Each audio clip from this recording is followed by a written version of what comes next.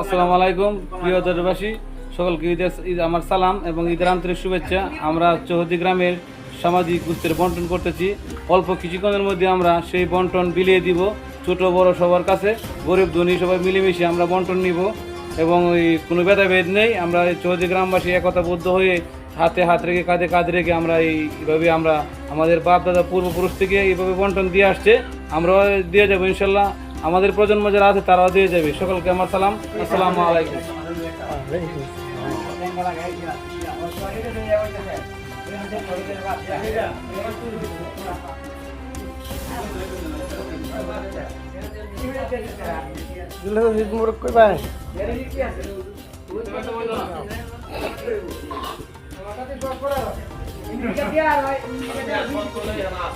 আসসালামু আলাইকুম।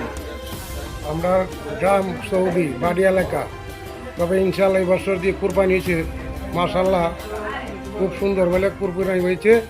আমরা একটা বাড়ি এলাকা, এক গ্রামে একটা সমাজ আমরা কিন্তু অনেক বড়। আমরা সমাজ আল্লাহর মধ্যে বাপ দাদার আমল থেকে কিন্তু বিশৃঙ্খলা নাই। আমরার মধ্যে বিশৃঙ্খলা, আমরার সন্তানাদি যারা আছে এরার মধ্যে যদি বিশৃঙ্খলা নাও, এইটি আমার কথা। আসসালামু আলাইকুম। আরে আজকে ভাই নেই বাচ্চাদের তো আরেকবার